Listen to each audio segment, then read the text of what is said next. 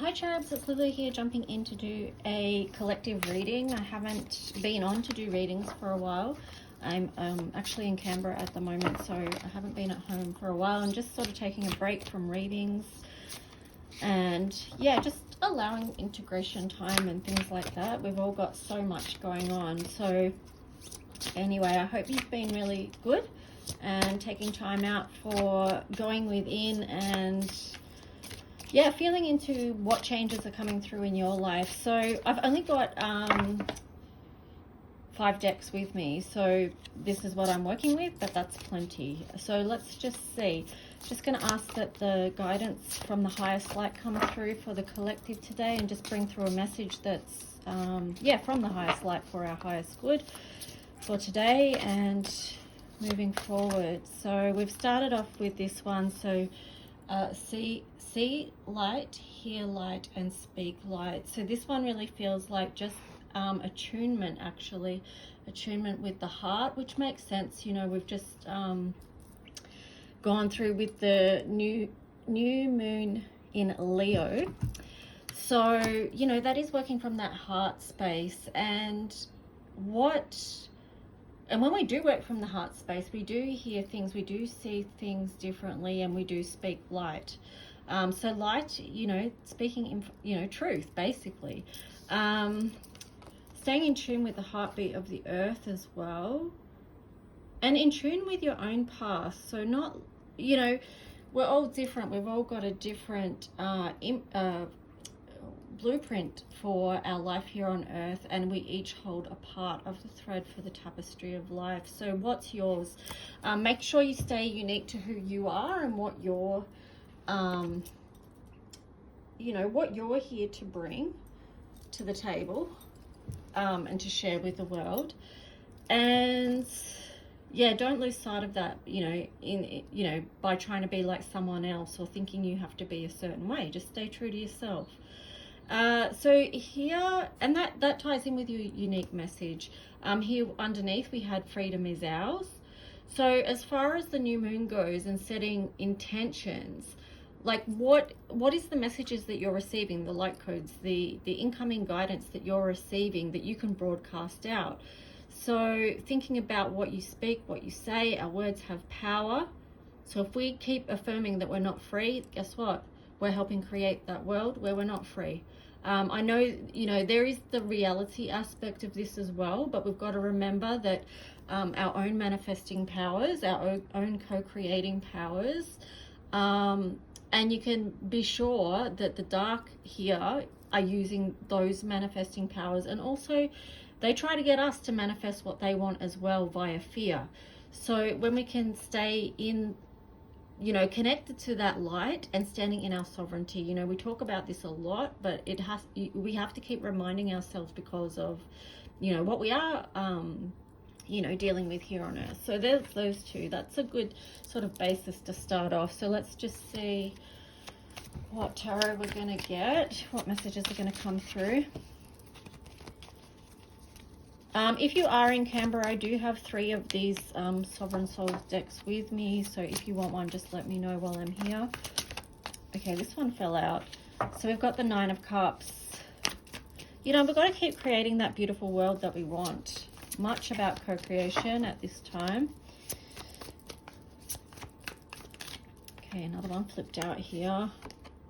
Well, we've got the Queen of Wands in reverse.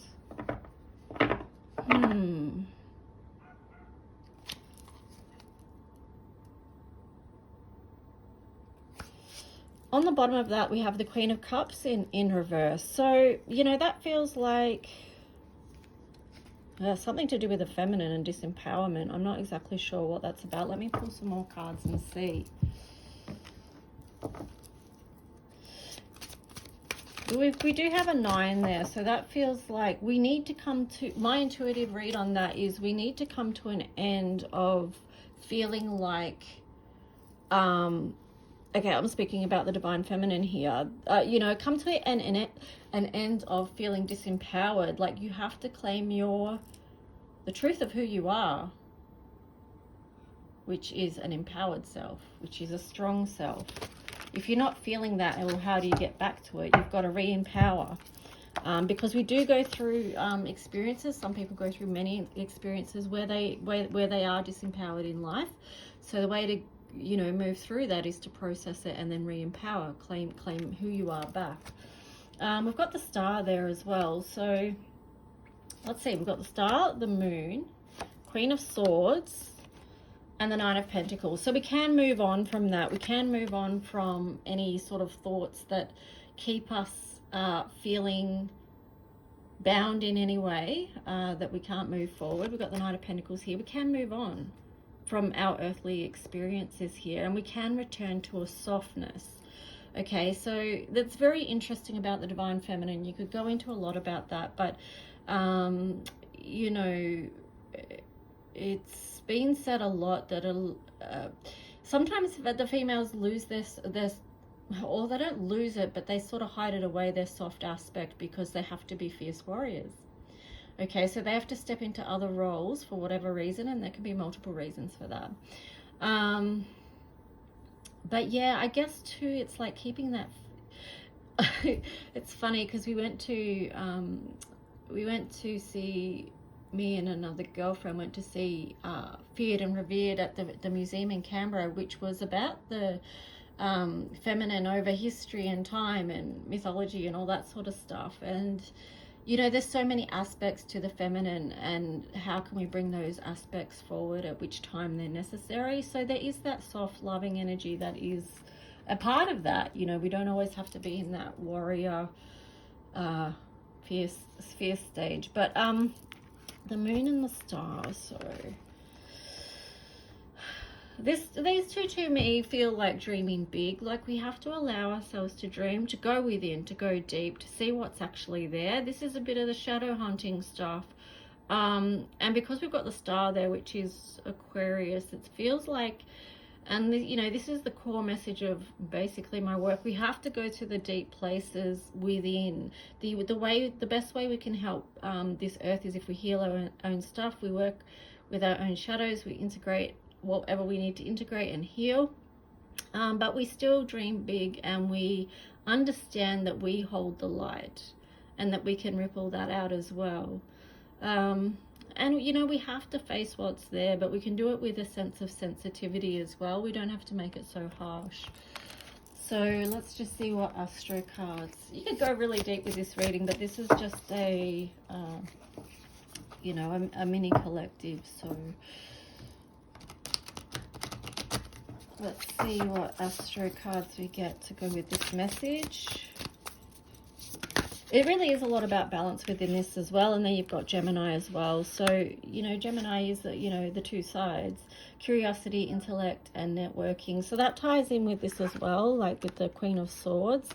Let's see what else. So, okay, we've got Mercury on the bottom there as well. We are heading towards a Mercury retrograde, so there is going to be a lot to do with communication and review, going within, reflection, looking at all aspects and sides. So that, you know, that does feel like it's coming up.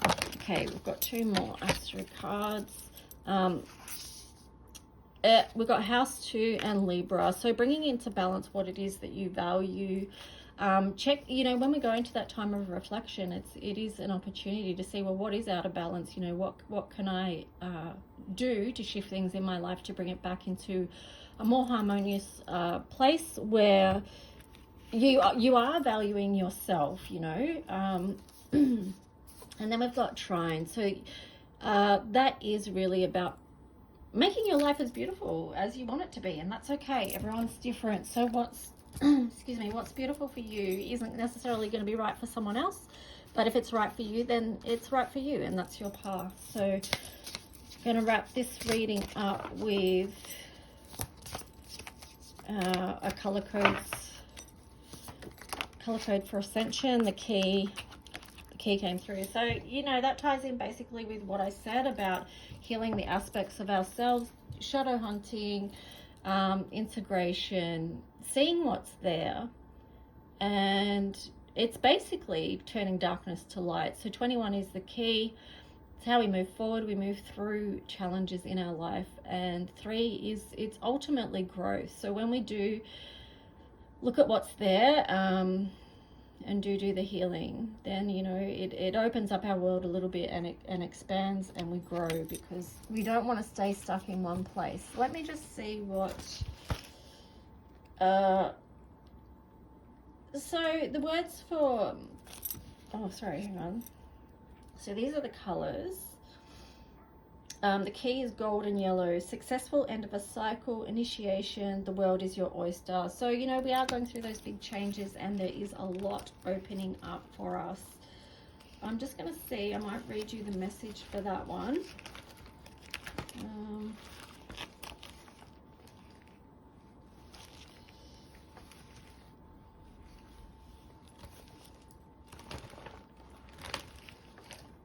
Oh, I was going to read it to you, but I don't know where it is. Okay, I won't be reading that to you, but that's basically the gist of it, and I gave you like the read about what it is anyway. So yeah, I hope that helps. Have a good day, and I'll talk to you guys soon. Bye.